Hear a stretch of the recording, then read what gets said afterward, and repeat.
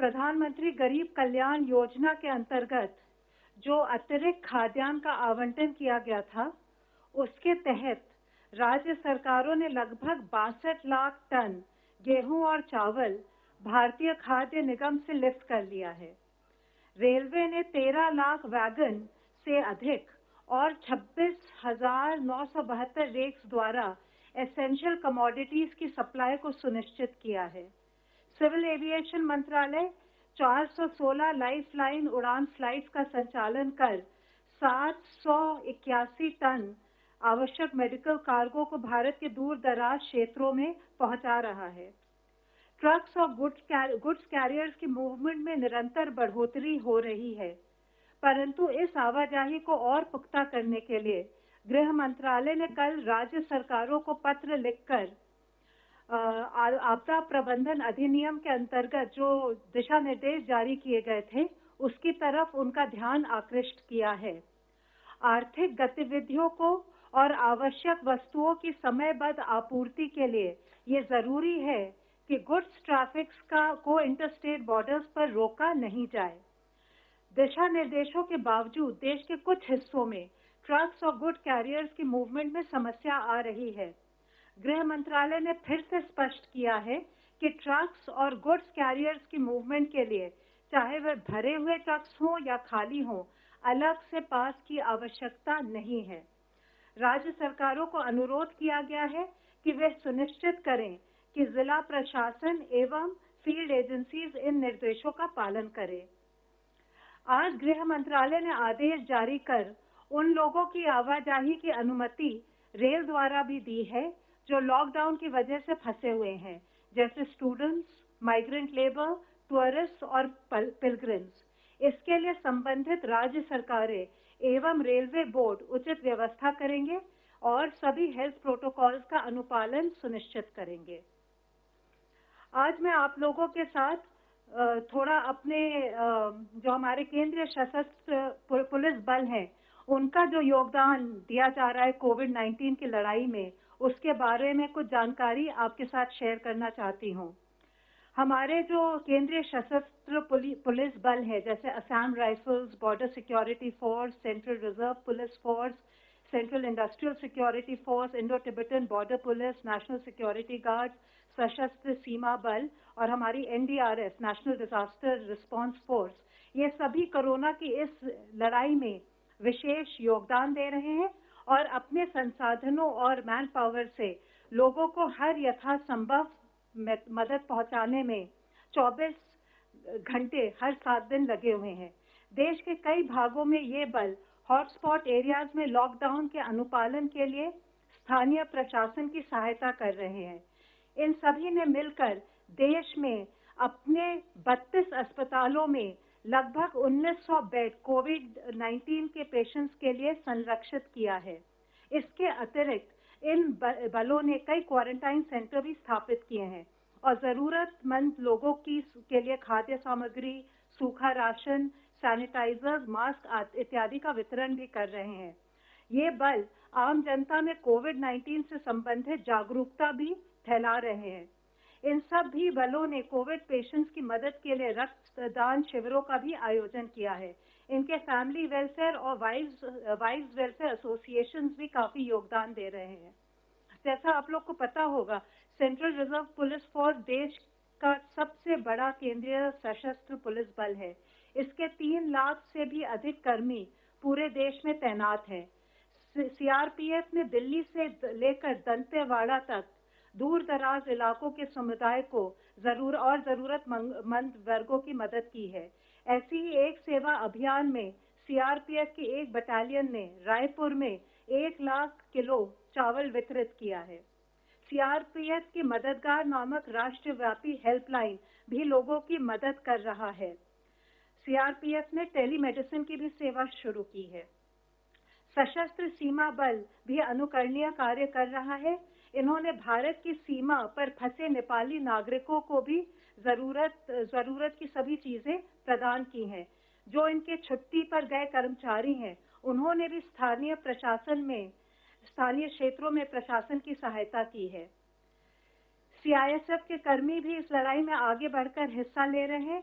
आप लोगों को याद होगा, इन्होंने एयरपोर्ट हेल्थ ऑर्गेनाइजेशन के साथ मिलकर विदेशों से आए यात्रियों की स्क्रीनिंग और जल्द इमिग्रेशन में सहायता की थी। सीआईएसएफ के जो फायर सर्विस विंग है, उसके सभी 103 यूनिट आसपास के क्षेत्रों में सैनिटाइजेशन में जिला अधिकारियों की मदद कर रहे हैं। बॉर्डर सिक्योरिटी फोर्स ने पूर्वी सीमा पर अंतर्राष्ट्रीय सीमा से लगते 300 से अधिक गांव में न सिर्फ लोगों को आधारभूत जरूरतें मुहैया कराई हैं, बल्कि उनकी चिकित्सा संबंधी सुविधा जो उनको जरूरत है वो भी उपलब्ध करा रहे हैं। पाकिस्तान से लगती हुई 553 किलोमीटर लंबी अंतर्राष्ट्रीय सीमा पर जो किसान अपने खेतों में फसल काटने जा रहे हैं, उनके इक्विपमेंट की सैनिटाइजेशन में भी इन्होंने मदद की है। बीएसएफ ने मेघालय में पशुओं के लिए भी चारा उपलब्ध कराया है। इस प्रकार वो दूर दराज क्षेत्रों में मोबाइल एटीएम की सुविधा भी आम जनता को मुहैया करा रहे हैं। बीएसएफ ने अपनी पेट्रोलिंग में काफी वृद्धि की है, जिससे कि सीमा पार से कोविड-19 के केस ना बढ़ पाए। आईटीबीपी कोविड-19 की लड़ाई में शुरू से जुड़ा हुआ है। इसने देश की सबसे पहली क्वारंटाइन फैसिलिटी स्थापित की थी। पहाड़ी क्षेत्रों में ये भी काफी योगदान दे रहे हैं। असम राइफल्स ने रिमोट एरियाज में किसानों की कृषि उपज खरीद में मदद की है। इसके अलावा उन्होंने अनाथालय और वृद्धाश्रमों को भी अडॉप्ट किया है। एनएसजी ने अन्य कदमों के अलावा एक हबलेस सैटेलाइट टर्मिनल इस्टेब्लिश करके कम्युनिकेशन बैकबोन को और स्ट्रेंथन किया है। एनडीआरएफ ने आज तक 61,000 लोगों में जागरूकता बढ़ाई है। इसके अलावा नेहरू युवा केंद्र के वॉलंटियर्स लगभग 8,000 वॉलंटियर्स को ट्रेन करके एक एनडीआरएफ फ्रेंड्स का अभियान शुरू किया है, जो कोविड-19 के क्षेत्रों में काफी अपना योगदान दे रहा है। धन्यवाद। Health ministry representative please. पिछले 24 घंटों में भारत में कोविड-19 के 1993 कंफर्म केसेस आए हैं, जिससे कि हमारी टोटल कंफर्म केसेस की संख्या अब 35,043 केसेस हो चुकी है। इनमें से 25,007 cases presently active medical supervision में हैं। अगर हम पिछले 24 घंटे में देखें तो 564 पेशेंट्स क्योर हो चुके हैं, जिससे कि हमारी total tally of recovered cases बढ़कर अब 8,888 हो चुकी है। इस तरीके से हम देखते हैं तो हम पाते हैं कि हमारा रिकवरी रेट निरंतर बढ़ते हुए अब 25.37% हो चुका है। जैसे कि आप सभी को पता है कि देश के विभिन्न जिलों को रेड, ऑरेंज और ग्रीन जोन में बांटा गया है। राज्य और जिला प्रशासन द्वारा कंसंट्रेटेड एफर्ट्स करते हुए यह इंश्योर करना है कि जिन भी जिलों में केस आए हैं, यानी कि रेड या ऑरेंज डिस्ट्रिक्ट्स, वहां पर इफेक्टिव और स्ट्रिंजेंट कंटेन मेजर्स के थ्रू चेन ऑफ ट्रांसमिशन को ब्रेक किया जाए। Mapping of cases and contacts, यानी कि जितने भी केसेस आए हैं उनको और उनके कॉन्टैक्ट्स को मैप किया जाए। वह केसेस और उनके कॉन्टैक्ट, उनका ज्योग्राफिकल डिस्पर्शन क्या है, उसको एनालाइज किया जाए। उसके साथ ही एक वेल डिफाइंड पैरामीटर जिसमें कि सारे रूल्स को प्रॉपरली और तरीके से इन्फोर्स किया जा सकता है, उन क्राइटेरिया को कंसिडरेशन में लेते हुए जहां पर भी ये केसेस आए हैं वहां पर एक कंटेनमेंट जोन डिलिनेट किया जाना चाहिए। अर्बन एरियाज में जैसे कि कोई रेजिडेंशियल कॉलोनी हो सकती है, कोई मोहल्ला हो सकता है, कोई म्युनिसिपल वार्ड या कोई पुलिस स्टेशन एरिया या कोई म्युनिसिपल जोन और पूरा टाउन, डिपेंडिंग ऑन की केसेस का स्प्रेड आउट कैसा है। इसी तरीके से रूरल एरियाज में कोई विलेज या क्लस्टर ऑफ विलेज और पुलिस स्टेशन या कोई ग्राम पंचायत या ब्लॉक, इस टाइप के एरियाज को depending on the above parameters हमें कंटेनमेंट जोन को डिलिनेट करना है। इसके साथ ही इन एरियाज में एक बफर जोन भी डिक्लेयर करनी चाहिए अराउंड द कंटेनमेंट जोन, और कंटेनमेंट जोन में except for essential services and activities, सारी एक्टिविटीज पर प्रोहिबिशन रहे। वहां हमारा मुख्य एफर्ट हो कि एक तरफ हम जब स्ट्रिंजेंट पैरामीटर कंट्रोल कर रहे हैं, दूसरी तरफ स्पेशल टीम्स बनाकर कंटेनमेंट जोन में हाउस टू हाउस सर्वेलेंस की जाए। ये स्पेशल टीम्स सभी केसेस को एक्टिवली सर्च करें। उनका फोकस ILI यानी कि इन्फ्लुएंजा लाइक इलनेसेस और सारी यानी कि सीवियर एक्यूट रेस्पिरेटरी सिंड्रोम के केसेस को डिटेक्ट करने में लगे। सभी केसेस जो पाए जाएं उन पर टेस्टिंग क्राइटेरिया के तहत सैंपलिंग उनकी की जाए, सारे कॉन्टैक्ट ट्रेस किए जाएं और उसी के साथ ही जितने भी पॉजिटिव केसेस पाए जाएं उनका प्रॉपर प्रोटोकॉल के हिसाब से क्लिनिकल मैनेजमेंट कर फेटालिटी को कम से कम करके उन पेशेंट्स को रिकवर कराया जाए। इसी तरीके से हमारे एफर्ट्स होने चाहिए कि हम एक्सटेंसिव सर्विलेंस करें ILI और सारी केसेस की बफर जोन में in all the health facilities, ताकि ओवरऑल कोऑर्डिनेट एफर्ट्स के थ्रू हम ब्रेक कर पाए चेन ऑफ ट्रांसमिशन को। आज जब कोविड-19 पेंडेमिक से हम डील कर रहे हैं तो हम लोग लाइफ की नई रियलिटीज को भी फेस कर रहे हैं। एज पीपल से कि we are going to see a new normal, हमें जरूरत है कि हम सावधान रहें, जागरूक रहें और हर तरीके से सतर्क रहें। कंटेनमेंट जोन के बाहर भी सरकार के द्वारा दिए हुए सभी दिशा निर्देशों का पालन करना अति आवश्यक है। हमें कॉन्शियस एफर्ट्स करने हैं कि जब हम लोगों के साथ कॉन्टैक्ट में रहें तो डायरेक्ट और कन्फाइंड कॉन्टैक्ट से फिजिकल डिस्टेंसिंग के नॉर्म्स को पालन करते हुए हम लोगों से मिलें और उसके हिसाब से अपना दिनचर्या प्लान करें। किसी भी एरिया में कंजेशन से बचने के लिए स्टैगर टाइमिंग जैसे कॉन्सेप्ट्स को फॉलो करें। हैंड्स को अपने washing hands with soap, water या सैनिटाइजर का उपयोग, इसके थ्रू हम हैंड हाइजीन को प्रमोट करें। जो भी फ्रीक्वेंटली टच सर्विसेज हो सकती हैं जैसे कि टेबल टॉप्स, चेयर के handles, keyboards, mouse pad etcetera, उनको नियमित रूप से डिसइंफेक्ट और साफ करते रहें और सभी लोग मास्क या फेस कवर एज अप्रोप्रिएट उसका इस्तेमाल करें। हमें यह समझना चाहिए कि मास्क पहनने वाला व्यक्ति बीमार व्यक्ति नहीं है। मास्क पहनने वाला व्यक्ति वह व्यक्ति है जो अपने समाज के बारे में अपनी रेस्पॉन्सिबिलिटी को समझता है और विचारशील है। अपनी सुरक्षा के लिए सभी से रिक्वेस्ट करेंगे कि corona tracker application Aarogya Setu download की जाए। इस लड़ाई में पूरा दुनिया जुड़ी हुई है। उस समय पर अगर इंडिया को सक्सेसफुल होकर इससे निकलना है तो जरूरत है कि हम सिंपल एक्शंस जो कि हमें सपोर्ट कर सकते हैं जैसे कि hand hygiene, respiratory hygiene, environmental hygiene और फिजिकल डिस्टेंसिंग का पालन करें। हम सबसे रिक्वेस्ट करते हैं कि kindly help us to help you. धन्यवाद। धन्यवाद। फ्रेंड्स, जैसे आपको मालूम है कि सरकार ने 11 एम्पावर्ड ग्रुप्स गठित किए हैं। हमारे पास ऑलरेडी 4 ग्रुप्स की जो प्रेजेंटेशन हो चुकी है। आज हमारे साथ हैं चेयरमैन एम्पावर्ड ग्रुप 3। तो मैं रिक्वेस्ट करूंगा सर अपना प्रेजेंटेशन। जी, मैं सबको पहले तो नमस्कार और गुड आफ्टरनून। हमारा ग्रुप 3 का जो बेसिक हमारा जो जवाबदारी है वो है कि जो एसेंशियल मेडिकल सप्लाईज है उसको हम उसका अवेलेबिलिटी नक्की करें। तो इसमें जो मोटी मोटी जो मैं बड़ी जो बताना चाहता हूँ, एक तो ventilators, oxygen and oxygen cylinders, PPEs, N95 N99 mask, diagnostic kits और दूसरा जो भी हमको दिया जाए काम में जैसे भी समय जाता है इसका। तो नेक्स्ट, तो इसमें इस पहली बात मैं बताना चाह रहा था कि भारत का हमारा जो सबसे बड़ा चैलेंज था कि ये बहुत ही ज़्यादा ये सब चीज़ें मैंने जो बताया उसका बहुत बड़ा डिमांड था, ग्लोबल डिमांड अभी है और पूरा विश्व उसको परचेज करना चाहता है। पूरे विश्व में से उसका प्रोक्योरमेंट चल रहा है। ये हमारा एक सबसे बड़ा चैलेंज है। इसमें दूसरा चैलेंज था कि वो हमारा अब तक भारत में ये लार्जली इम्पोर्ट होता था और जो बनता था वो भी बहुत कम बनता था। PPE और N95 भारत में बनते नहीं थे, वो इम्पोर्ट होते थे। थोड़ा वेंटिलेटर्स बनता था, टेस्टिंग किट्स थोड़े बनते थे। तो हमारा स्ट्रेटेजी ये रहा हमारा ग्रुप का, हमको मैंडेट भी दिया गया कि इसको ये जो है एक अपॉर्चुनिटी की तरह इसको देखा जाए, एक अवसर की तरह देखा जाए। और भारत के जिसकी अपनी एक इंडस्ट्री बहुत बड़ा बेस है, हमारे पास टेक्नोलॉजी है, तो उसका उपयोग करके हमारे भारत में ही एक मैन्युफैक्चरिंग बेस ये सबका क्रिएट करना चाहिए और सप्लाई चेन बनाना चाहिए। इसके लिए हमने 3 प्रकार से काम करना शुरू किया। एक तो था कि जो हाल में जो मैन्युफैक्चरर है उसकी कैपेसिटी बढ़ाया जाए, उसकी कैपेसिटी जो है इसको एक्सपांड किया जाए। उसके लिए उसको क्या क्या जरूरत है उसका हमने लिस्ट बनाया और बाद में उसको हमने मदद करना शुरू किया। दूसरा किया कि कोई नया मैन्युफैक्चरर बन सकता है, उसके लिए क्या उनको मदद कर सकते हैं हम, तो उसका हमने शुरू किया। तीसरा है हमने हैंड होल्डिंग एंड फैसिलिटिंग, मैंने जनरली बताया कि बहुत जरूर पड़ती है। उनके लिए मटेरियल बनाना पड़ता है, टेक्नोलॉजी का उपयोग करना पड़ता है, रिसर्च करना पड़ता है, एक किया।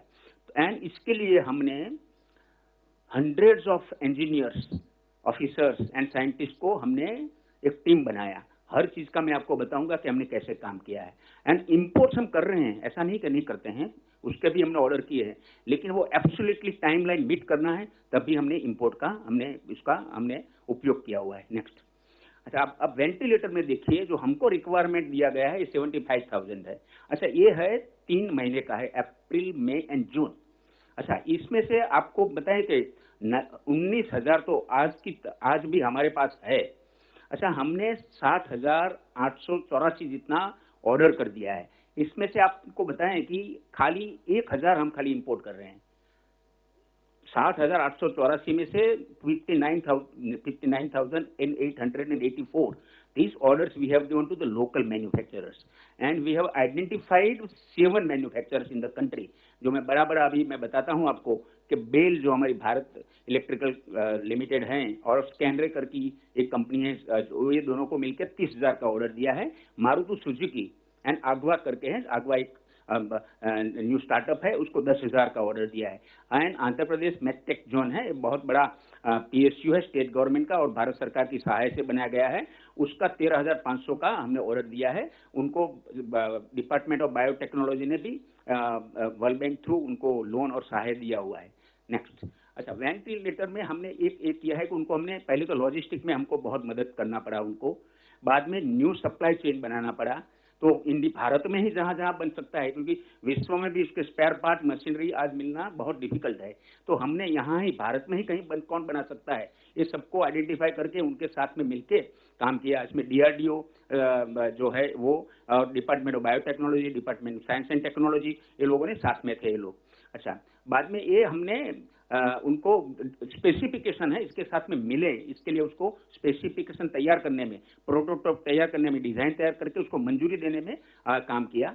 अच्छा ट्रेनिंग एंड, अच्छा अभी ये हमारा जो ये है उसका अभी 4 कंपनी का फर्स्ट लॉट आ गया है, उसका टेस्टिंग चल रहा है। ये इतने कम समय में उसका फर्स्ट लॉट आ भी गया है, टेस्टिंग भी चल रहा है और मुझे लगता है कि ये अभी उसका डिलीवरी शुरू हो जाएगा। ये महीने में हम सोच रहे हैं कि इसका 15,000 तक का हमको वेंटिलेटर्स मिल जाएंगे मिनिमम। अच्छा इसके लिए हमें training and other protocol already issue कर दिए है कि नए वेंटिलेटर से लगेंगे तो उसको कैसे चलाना है, इसके लिए डॉक्टर्स को ट्रेन करने का प्रोटोकॉल हो गया है और उसको जो लॉजिस्टिक जो करना है, इसको कंज्यूमेबल जो उसके जरूरत पड़ता है रोज ICU में जो जो चीजें जरूर पड़ेगी उसका भी लिस्ट बन गया है और सप्लाई जो मैन्युफैक्चरर है उसको बताया गया है कि ये आप हर राज्य में जहां भी ये लगेंगे वेंटिलेटर्स को दिया जाएगा। तो ये हमने कर दिया। अच्छा एंड हमको ये विश्वास है कि जितना भी रिक्वायरमेंट है भारत का ये इसको हम मीट कर पाएंगे। नेक्स्ट, अभी ये दूसरा है कि अभी वेंटिलेटर्स का यूज है भारत में अभी जरूरत कम पड़ी है। ऑक्सीजन का एक ऊपर बहुत ध्यान दे रहे कि ICU में जो जाएंगे वो ऑक्सीजन की भी उसको जरूरत पड़ेगी। और मैं जो बताने में हर्ष होता है कि हमारे भारत में ऑक्सीजन प्रोडक्शन इनफ है, जो भी जरूरत होगी उसको हम दे पाएंगे। हमारे पास सिलेंडर्स भी इनफ है। अच्छा अभी हमने एक काम किया है कि हमने जो इसका स्टेटस में बताता हूं ऑक्सीजन के बारे में कि 6,400 मेट्रिक टन का मैन्युफैक्चरिंग होता है, इसमें से 1,000 मेट्रिक टन मेडिकल ऑक्सीजन में यूज होता है। उसको बढ़ाना है तो कोई तकलीफ नहीं है, बढ़ा सकते हैं। अच्छा हमारे पास 5 बड़े मैन्युफैक्चरर हैं ऑक्सीजन के, 600 स्मॉल है, उसका पूरा इन्वेंट्री बनाया गया है, उसका पूरा मैपिंग हुआ है। अच्छा इनका इन्वेंट्री और मैपिंग करके हमारी जितनी कोविड हॉस्पिटल है इसके साथ में मैपिंग कर दिया गया है। अच्छा हमारे पास 409 ऐसी भी हॉस्पिटल है ये अपने आप ऑक्सीजन बनाती है, उसका भी हमने लिस्ट किया है और मैपिंग में उसको मैपिंग बनाते समय ध्यान दिया हुआ है। हमारे भारत में क्रायोजेनिक टैंकर्स है, ये जो ऑक्सीजन ले जाते हैं इसके लिए 1,050 टैंकर्स है जो पर्याप्त है, ये मैं बताना चाहता हूँ। नेक्स्ट, जो हमने जो अभी किया है कि हमारा जो ऑक्सीजन सिलेंडर की जो मैं बात करना चाहता हूँ तो 4,38,000 मेडिकल ऑक्सीजन सिलेंडर्स अवेलेबल है जो आज की जरूरियात के लिए पर्याप्त है। हमने 1,03,000 नया सिलेंडर परचेज किया है, पहली बार भारत सरकार मिनिस्ट्री ऑफ हेल्थ पहली बार परचेज कर रही है और परचेज करके हम इसको सप्लाई चेन में डालेंगे। तो 1,03,000 का ऑर्डर दिया है और सब भारत के मैन्युफैक्चरर्स हैं। अच्छा दूसरा हमने तैयार करके रखा हुआ है कि हमारे पास 5 लाख ऐसे इंडस्ट्रियल ऑक्सीजन है जिसको हम इजीली मेडिकल ऑक्सीजन सिलेंडर में कन्वर्ट कर सकते हैं। कोई बहुत बड़ा कोई टेक्निक नहीं है, कोई टेक्नोलॉजी नहीं है, इसमें कोई खर्च भी नहीं होता है। तो ये हमारे पास 5 लाख है, लेकिन अभी हमको जो रिक्वायरमेंट दिया है इसके मुताबिक 60,000 का ऑलरेडी हमने ऑर्डर कर दिया है और हर राज्य को बता दिया है, वो वहां से मंगवा सकते हैं। वो सप्लाई चेन ऑलरेडी है, इसी में आ जाएगा। तो ये नेक्स्ट अब आया पीपी, जो सब आप सबको जो सबकी एक चिंता थी कि पीपी का क्या है। तो पीपी का डिमांड हमको जो दिया गया है, दीज आर प्रोजेक्टेड डिमांड्स। ये हम मैक्सिमम अप्रोच लेके हम चल रहे हैं। 2 करोड़ का हमारा रिक्वायरमेंट दिया है मोटा मोटा। हमने ऑलरेडी ऑर्डर कर दिया है 2 करोड़ 22 लाख का। डोमेस्टिक ऑर्डर्स हमने दिया है 1.42 करोड़ का। और मुझे बताने हर्ष होता है कि डोमेस्टिक प्रोडक्शन जो कुछ भी नहीं था, वो आज कल की तारीख की मैं बता रहा हूँ, 1,87,000 रोज बन रहे हैं, आ रहे हैं और राज्यों को दे रहे हैं। ये सबसे बड़ी बात है। तो अच्छा, अरे हमारा जो ये मेक इन इंडिया का जो हमारा जो कॉन्सेप्ट था, ये हम यहाँ भी लाए हैं। इसमें एक भी नहीं था मैन्युफैक्चरर। आपको बताऊं, 22 तारीख को 2 मैन्युफैक्चरर थे, 22 मार्च को। आज मैंने अभी 107 बताया, लेकिन अभी मैं आया यहाँ 3, अभी मुझे इंफॉर्मेशन दिया है कि 4 नए ऐड हो गए हैं। तो 111 लोगों को हमने ऑर्डर दिया है। 1 करोड़ 83 लाख पीपीई का ऑर्डर दिया है और अभी और भी बढ़ा है इसमें। अच्छा, बहुत ज्यादा मैन्युफैक्चरर्स अभी आए हैं, क्योंकि हमने उसका raw material, ministry of textile जो है, उनके वो लोगों ने बहुत काम किया है इसमें। और ये पूरे उनका पूरा ऑफिसरों की पूरी टास्क फोर्स बनाया है और पूरा काम करके सबको मदद कराया है। उनका सैंपल को अप्रूवल दिया, इसके लिए हमने सैंपल को फ्लाई भी कर लेते हैं, ट्रांसपोर्ट करके उस सैंपल को मंजूरी करता है, प्रोडक्ट बन जाता है। प्रोडक्ट को स्पेसिफिकेशन है, वो स्पेसिफिकेशन मंजूर करवाते हैं और बाद में उसको इमीडिएटली उसका जैसे भी उसका स्पेसिफिकेशन मंजूर होता है, तुरंत फर्स्ट कम फर्स्ट सर्व पे बेसिस पे ऑर्डर दिया जाता है। ओपन टेंडर है, anybody can come, the price is fixed and we are giving the order on the same day. तो आपको मैं बताऊं कि 30/4 को 1,27,000 रोज का उत्पादन शुरू हुआ है, वो जीरो था, ये आप बताएं। और additional domestic supply in the next 2 months is 1.15 crore. हमारा रिक्वायरमेंट 2 है, तो 1.15 तो ये हो रहा है कि इतना हो जाएगा। और हमने इंपोर्ट का 80 लाख का ऑर्डर दिया है और ये सब आना शुरू हो गया है हमने। तो अच्छा, तो ये हमने ये बताया कि आगे नेक्स्ट तो बताना ये था कि देखो, इसमें हमने एक ही था, चित्रा करके एक लेबोरेटरी थी, हमने 15 दिन में 9 नए लेबोरेटरी बना दिए हैं। इसमें आप नाम पढ़ सकते हैं, institute of nuclear medicine and allied sciences Delhi, DRDA का defence research and development establishment Gwalior, ADRD aerial delivery research and development establishment Agra, and 6 lab हैं, वो है ऑर्डिनेंस फैक्ट्री बोर्ड के, चेन्नई, मुंबई, मुरादानगर, कोलकाता और कानपुर में 2 है। पहले सबको कोयंबटूर जाना पड़ता था, कोयंबटूर हम एयर फ्लाइट को उनको स्पेशल एयर फ्लाई करते थे, वहां जाके बेंगलोर ले जाते थे, बेंगलोर से स्पेशल व्हीकल का अरेंजमेंट किया था वहां के, और वो व्हीकल से हम ले जाते, सिल्क बोर्ड के साथ मदद लेके व्हीकल रोज हम भेजते थे वहां। जो नया भी आया सैंपल उसका मंजूरी करवा के सेम डे के उसको फ्लाइट वापस लाते थे, उसका प्रोडक्ट को भी ऐसे ही करते थे और इमीडिएटली ऑर्डर दे देते थे। ये हमने एक अरेंजमेंट किया अभी। ये तो ये अच्छा, दूसरा बहुत अच्छा एक काम हुआ है कि DRDO ने 3 टाइप का new PU coated nylon polyester बनाया। ये हमारे सबसे बड़ा मटेरियल का बहुत बड़ा प्रॉब्लम था, और ये इससे N95 का मास्क बनता है और उसका भी हमने ऑर्डर कर दिए हैं, उन लोगों ने भी डिलीवरी शुरू हो गया है इसमें। अच्छा, PPE में भी हमारे, मैंने आपको बताया कि ओपन टेंडर है, फर्स्ट कम फर्स्ट सर्व, जिसका भी स्पेसिफिकेशन मंजूर हो जाता है उनको इमीडिएटली ऑर्डर दिए जाते हैं। तो हम अभी तक हमको मिल गए हैं 21 लाख PPE आ गए हैं और राज्यों को हमने दे दिया है।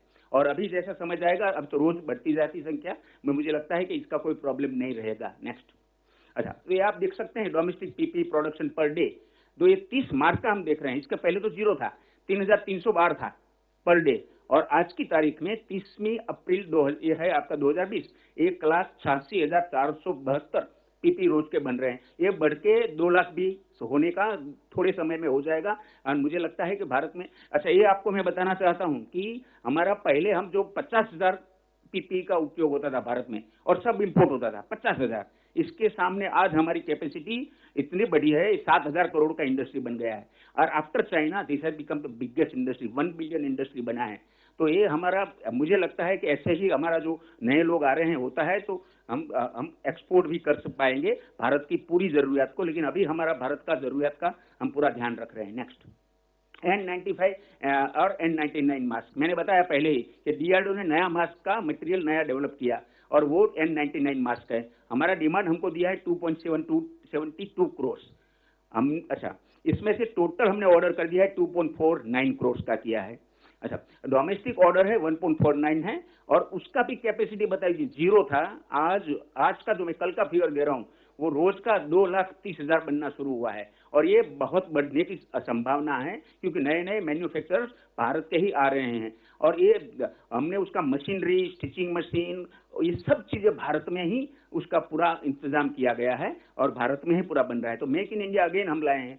तो उसका 6 डोमेस्टिक मैन्युफैक्चरर्स हैं हमारे पास, 7 नया हमने ऑलरेडी आइडेंटिफाई किया है। उनका मास्क का जो है सैंपल हमारे पास आ गया है, उसको अलग अलग जगह लेबोरेटरी में हमने भेजा है लास्ट 3 डेज में और उसका भी मंजूरी हो जाएगा। तो ये हो जाएगा। अच्छा, डोमेस्टिक में हमारा जो डोमेस्टिक आएगा हमारे पास जो मैन्युफैक्चरिंग, ये 2 महीने में आएगा। ये मैन्युफैक्चरिंग में बोल दिया, रिसीव हमको 50 लाख के ऊपर मिल गए हैं और हर राज्यों को हमने दे दिया है।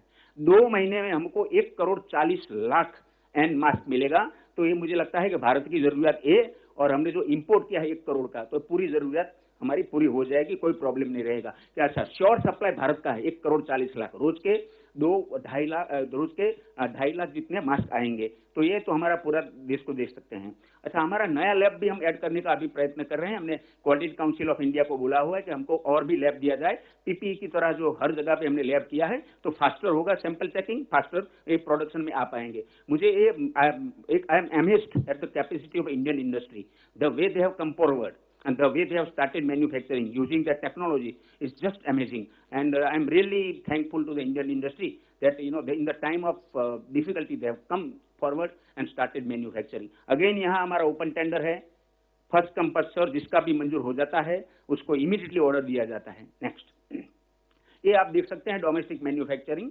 आपका, ये मैं 30 दिन का दिया है। इसके पहले तो 0 ही था, लेकिन ये मार्च की 1 तारीख से शुरू हो गया था, काम पहले से शुरू हुआ था। अभी आज की तारीख में 2,30,500 30 को ले इतना हमारा प्रोडक्शन शुरू हो गया है।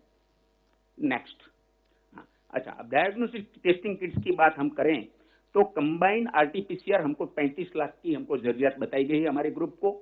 हमने ऑर्डर कर दिया है, ICMR ने ऑर्डर किया है। ICMR ने बहुत अच्छा काम किया है और उन्होंने 21,35,000 का ऑर्डर किया है। आ गया है 13,75,000, वो रेगुलरली डिलीवरी हो रहा है। इसका रॉच टेस्ट किट्स का 8 लाख बताया है, लेकिन जो ऑर्डर किया है ज्यादा मशीन उसको ध्यान में रख के किया है। आज का जितना मशीन है इसके सामने 2 लाख की जरूरत है टेस्टिंग। एक टेस्ट किट से रॉच मशीन में 1400 को होता है टेस्ट, 1400 एक, तो ये 2 है तो इसका 2 लाख का, इनको 1400 गिने तो इतना टेस्ट हो सकता है। और अभी हमको 6 लाख आ गए हैं और इसका रेगुलर डिलीवरी है, कोई प्रॉब्लम नहीं है। मैनुअल RT-PCR में आप देख सकते हैं कि प्रो 35 लाख के सामने 30 लाख आ गए हैं और प्राइमर 35 लाख के सामने 22 लाख आ गए हैं। मास्टर मिक्स है 16.4 लाख आ गए हैं। अच्छा, VTMS RNR ये राज्य सरकार परचेज करती हैं, लेकिन अभी हमने सेंट्रल गवर्नमेंट ने डिसाइड किया है कि हमको राज्य सरकार को भी हैंड होल्डिंग करेंगे, हम उसका परचेज करेंगे। उसके भी ऑर्डर हो गए हैं और उनका भी रेगुलर डिलीवरी आ रहा है। नेक्स्ट, अच्छा, ये मैं बताना चाहता था drugs and other medical equipments. एक मैं बताना चाहता हूं कि भारत में आज कोई दवा की मेडिकल इक्विपमेंट का कोई शॉर्टेज नहीं है। एंड एक बताना कि हमारे वहाँ डिपार्टमेंट ऑफ फार्मास्यूटिकल जिसका मैं सेक्रेटरी हूँ, तो हमारे वहाँ 2 कंट्रोल रूम हमने चालू किए हैं सिंस लास्ट 2 मंथ्स। एक DOP में है मेरे डिपार्टमेंट में, एक NPP में, दोनों 24/7 काम करता है। और हमारा continuous interaction with the manufacturers, distribution and pharmacist है। स्टेट हमने बहुत मदद किया है क्योंकि medical and drugs and medical device industry पूरा चलना चाहिए, नहीं तो शॉर्टेज हो सकता है। और तो होम मिनिस्ट्री ने भी हमको बहुत मदद किया है और इसके वजह से हमारा आज कोई शॉर्टेज नहीं है। अच्छा, ये HCQ का एक इश्यू आ रहा था कि हाइड्रोक्सी क्लोरोक्विन टैबलेट्स का क्या सिचुएशन है। तो मैं आपको बताना चाहता हूं कि प्रोडक्शन कैपेसिटी 12.23 थी मार्च में, अप्रैल में वो 30 करोड़ टैबलेट हो गया है। इसका मतलब है 1.5 टाइम्स प्रोडक्शन कैपेसिटी भारत का बढ़ा है। हमने जो रिलीज हमने मार्केट में रिलीज किया है, मार्केट में फार्मेसी को 9 करोड़ का प्लान है, 5 करोड़ अभी दिया है, 4 करोड़ अभी ट्रांजिट में है। अच्छा, अगेंस्ट उनका रिक्वायरमेंट, रेगुलर रिक्वायरमेंट 2.5 करोड़ था। ये यूज होता था आर्थराइटिस एंड लुपुस, ये 2 डिसीज के लिए यूज होता था। इसके सामने हमने एक 9 करोड़ का हम रिलीज कर दिया है। अच्छा, सेंटर एंड स्टेट दोनों का हमने डिमांड पूरा दिया है। और नेक्स्ट में ये बताऊंगा मैं आपको। देखिए ये है पूरा, एक बताते हैं आपको कि there are two main manufacturers, they manufacture almost 90% of the HCQ, Ipca and Zydus. ये दोनों का कैपेसिटी आप देख सकते हैं कि टोटल कैपेसिटी 4.73 एंड 7.50 था, तो वो था टोटल मिला के 12.23 था, आज 30 हो गया है। मुझे अभी बताया गया है कि मई में जो 30 करोड़ हमने लिखा है टैबलेट्स, वो 40 करोड़ तक की हो सकती है। और नीचे आप देख सकते हैं स्टेटस ऑफ सप्लाई, तो इसमें आप देख सकते हैं कि ये मिनिस्ट्री ऑफ हेल्थ ने हमें 7 करोड़ दिया है। अभी मिनिस्ट्री ऑफ हेल्थ ने हमको बताया कि इतना ज्यादा हमको बस इतना अभी नहीं चाहिए, और लेकिन हमने उसको दे दिया है रिक्वायरमेंट से। स्टेट गवर्नमेंट को हमने 3.80 प्रोवाइड किया है, और फार्मेसी में 5.24, और मैंने बोला 4 करोड़ ट्रांजिट में है, मिला के 16 करोड़ टैबलेट, जो 2.5 करोड़ था इसके सामने 16 करोड़ टैबलेट हमने मार्केट में दिया हुआ है। HCQ का it is a success story in which we have been able to help the other nations also, that has and also meet our demand, and still we have the surplus with us. This next I would like to thank all the departments. Naturally, Ministry of Health and Family Welfare has been very helpful to us and has guided us. My department is all naturally we are there, but DPPID ने बहुत अच्छा काम किया। Oxygen cylinder में उनके secretary और उनके पूरी डिपार्टमेंट ने बहुत ही मदद किया। Ministry of textile and secretary textile, उनके पूरे मिनिस्ट्री ने बहुत अच्छा काम किया। PP और N95 मास्क में बहुत ही अच्छा काम किया। DRDO ने बहुत अच्छा रिसर्च करके at the nick of the time they have come out with new specifications, 3 types of 95 new mask develop किया, और उसका मैन्युफैक्चर डिलीवरी शुरू हो गया है। ICMR naturally they have been associated with, बहुत अच्छा किया। एक्सटर्नल अफेयर्स में जो इंपोर्ट होता है, तब मैन्युफैक्चरर्स को ढूंढना, उसका प्रपोजल तैयार करके हमारे पास भेजना, क्योंकि ये बहुत ही ग्लोबल डिमांड बहुत ज्यादा है, हमको उन्होंने मदद किया, उनका भी हम धन्यवाद करते हैं। सिविल एविएशन ने 2 प्रकार में हम मदद किया। एक तो international as well local movement के लिए उन्होंने कार्गो एयर ब्रिज और लाइफलाइन उड़ान, ये 2 प्रोजेक्ट्स में पूरे भारत में हमारा जितना भी ये प्रोडक्शन हो रहा है जो एसेंशियल मेडिकल सप्लाईज का, इसके लिए हमको बहुत ही मदद किया है। और बिकॉज लॉजिस्टिक और ट्रांसपोर्ट नहीं होता during the lockdown, then the kind of manufacturing and the kind of delivery which we are making today would not have been possible. So naturally railways and post also have been very helpful. And naturally last I would like to thank the state governments, because when the production started, when the new manufacturers came, they were always there. They helped us in logistics and necessary permission to open the industries, because ये जो industry है उसके साथ में उनके ancillary industry ऐसे हैं कि जो बंद थे, वो पूरा एंसिलरी इंडस्ट्री को उन्होंने खुलवाया, और खुलवा के उसको चालू करवाया। उसका स्पेयर पार्ट, मशीनरी, जो मेन हमारे जो इंस्ट्रूमेंट के जो इक्विपमेंट के लिए से ये सब हमको मुहैया करवाने में बहुत मदद किया है। मैं इनका भी धन्यवाद करता हूँ। Next, so I would thank you very much, and I'm sure that we'll be able to meet the demand which our nation needs. Thank you. Thank you very much, sir, for the detailed presentation, and I think this is assurance to every one of us that adequate medical supplies are available. We take online question. Will there be free movement of public transport in green zone areas? I think इसके लिए जो नई guidelines आएंगी उसका इंतजार करें, तब सब स्पष्ट हो जाएगा। Okay, mister Sanjay Sharma from. मेरा सवाल है सर, इंदौर से जितने भी अखबार निकलते हैं उसमें आज एक बड़ी खबर छपी हुई कि सेंटर से जो टीम गई हुई थी इंदौर में कोरोना को रोकने के लिए, उसके बारे में लिखा गया कि सेंटर की टीम ने कुछ भी काम नहीं किया, सिर्फ बड़ी बड़ी बातें की और यहाँ से चली गई। I think these local inputs in the media, that is the reporting part. But अगर आपका specific question है तो you can ask the question. Otherwise, I think it is a media report and we will take note of that. Next, Mr. Neelu.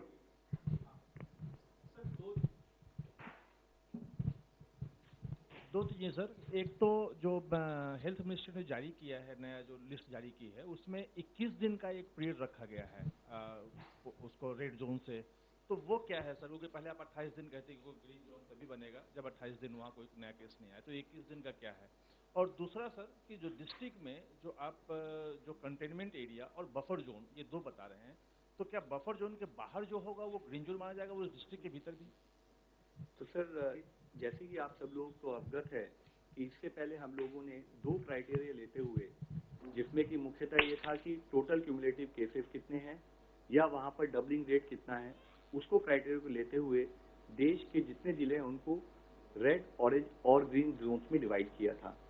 उसके बाद जैसे जैसे cases का number बढ़ रहा है, जैसे जैसे हमारी रिकवरी रेट में चेंजेस आ रहे हैं, जैसे जैसे हमारी सैम्पलिंग रिक्वायरमेंट बढ़ रही है, तो एक नीड है कि हम जो हमारा सैम्पलिंग क्राइटेरिया उसको थोड़ा और, उसको जो हमारा आइडेंटिफिकेशन क्राइटेरिया है फॉर जोन, उसको थोड़ा और ब्रॉड बेस करें, उसको मल्टीफैक्टोरियल लेके जाएं, ताकि हर eventuality at the field level in terms of identification of the critical areas of intervention should be taken into consideration and no zone which can tomorrow become a problem for us should be missed out. तो उसके part में ही हमने red और orange zone को define किया है, जिसमें हमारे बहुत सारे क्राइटेरिया हैं जो रिवाइज क्राइटेरिया है। अगर आप देखें तो एक तो टोटल इंसिडेंस ऑफ केसेस वहां पर कितनी है, उसके साथ ही वहां पर डबलिंग रेट कैसा है केसेस का, साथ ही वहां पर टेस्टिंग किस लेवल पर हो रही है, वहां पर हमारी सेंट्रल आरआरटी जो गई हैं, होम मिनिस्ट्री की आरआरटी जो गई हैं, जिसमें कि हमारे हेल्थ के प्रोफेशनल्स है उनका फीडबैक क्या है, जो हमारा रेगुलर सर्वेलेंस स्टेट के साथ कोऑर्डिनेशन में चलता है उसका क्या फीडबैक है, इसके साथ ही वहां पर डेंसिटी ऑफ पॉपुलेशन कैसी है, कि क्या वह एरिया आज अगर वहां पर थोड़े से कम केसेस है but this is a critical area, कि कल को वहां पर प्रॉब्लम ऐसी ना हो जाए कि अंडर करंट के रूप में वहां पर केसेस इतने हो कि वह जिला उसे मैनेज ना कर सके। तो इन सारे कंसिडरेशंस को लेते हुए हमने ऑरेंज और रेड जोन को डिफाइन किया है। नाउ किसी भी एक पर्टिकुलर जिले में अगर वहां पर इससे पहले वह रेड या ऑरेंज है, तो साथ में अगर वहां पर कंटेनमेंट एफर्ट्स अच्छे ढंग से चल रहे हैं, जिसका इम्पैक्ट आना शुरू हो गया है, तो हमने कहा है कि 21 दिन अगर उस जिले में कोई केस नहीं आता तो आप उसको रेड या ऑरेंज से निकालकर आप उसको ग्रीन जोन में कंसिडर कर सकते हैं। दूसरा विषय जैसे आपने बताया कि मुख्य फोकस ये है कि विद इन दीज डिस्ट्रिक्ट, जिसको हम रेड या ऑरेंज जोन बोलते हैं, वहां पर केसेस आए हैं, तो वहां पर हमें एक प्रोएक्टिव और स्ट्रिंजेंट मेथड में जाते हुए उनको कंटेन करना है। वहां पर जो भी वायरस स्प्रेड हुआ है सिस्टम में, उसको कंटेनमेंट जोन उसकी डिलिनेट करते हुए वहां पर उसको एक बड़े रूथलेस मैनर से वहीं पर चेन ऑफ ट्रांसमिशन को रोकना है, ताकि उस जिले में और उस जिले के बाहर वह ना फैले। तो ये इसी संदर्भ में मैंने आप लोगों को कंटेनमेंट जोन के प्रॉपर पैरामीटर्स के बारे में हाईलाइट किया था। अब कंटेनमेंट जोन के बाहर चाहे वह रेड डिस्ट्रिक्ट हो या वह ऑरेंज डिस्ट्रिक्ट हो, उसमें कुछ रिलैक्सेशन दी जा सकती है, जिसको कि ministry of home disaster management act के तहत नोटिफाई करेगी। Another online question, Delhi, Mumbai और पुणे, क्या इन शहरों में सोमवार से लॉकडाउन खुल जाएगा? I think this is speculative, we have to wait for the announcement, but if anything madam you want to add? Okay, we should wait for it. Mister Anu Mitra, Anand Bazar पत्रिका।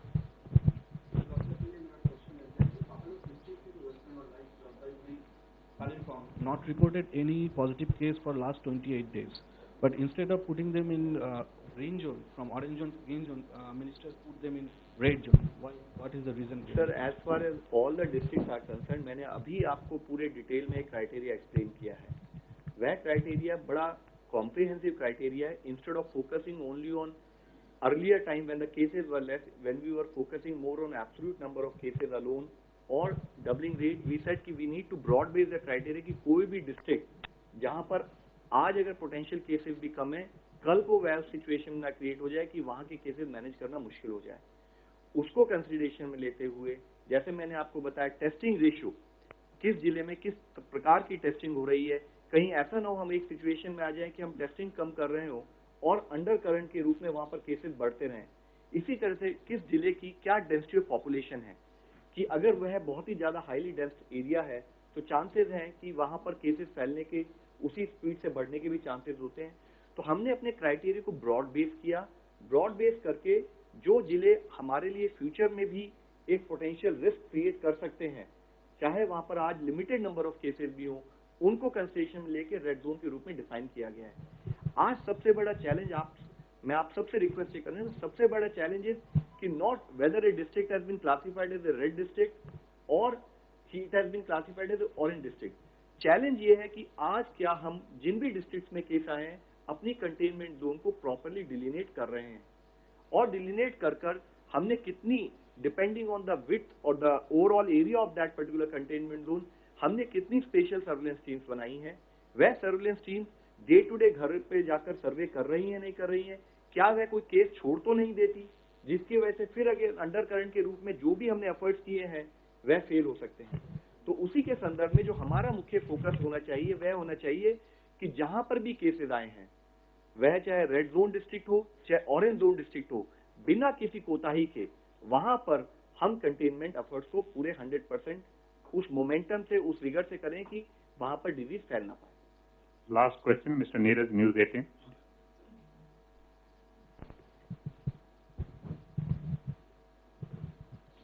Sir, Maharashtra में एक मामला आया कि प्लाज्मा थेरेपी का इस्तेमाल किया गया मरीज पे, उनकी मौत हो गई। तो प्लाज्मा थेरेपी को लेकर क्या गाइडलाइंस है?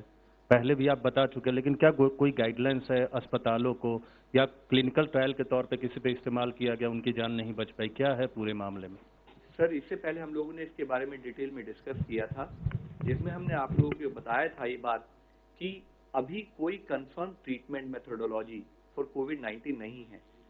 पूरे वर्ल्ड ओवर प्लाज्मा थेरेपी हो या और डिफरेंट मेथोडोलॉजी हो, उन पर अभी ट्रायल मोड में है, वो रिसर्च मोड में है, और उसके तहत ही कोई भी अगर इस पर कार्य करना चाहे तो वह प्रॉपरली ड्रग कंट्रोलर से परमिशन ले, जैसे कि आईसीएमआर गाइडलाइंस में कहा गया है, और उसके तहत ही उस प्रोसेस को इनिशिएट करे। यह बहुत जरूरी है कि while we should remain hopeful, but we should not end up doing something which is contrary to the evidence. तो प्रॉपर एविडेंस बिल्ड करने की जरूरत है, उसको रिसर्च और ट्रायल के रूप में ही लिया जाना चाहिए और उसके तहत ही कार्य करना चाहिए। Thank you friends, thank you very much.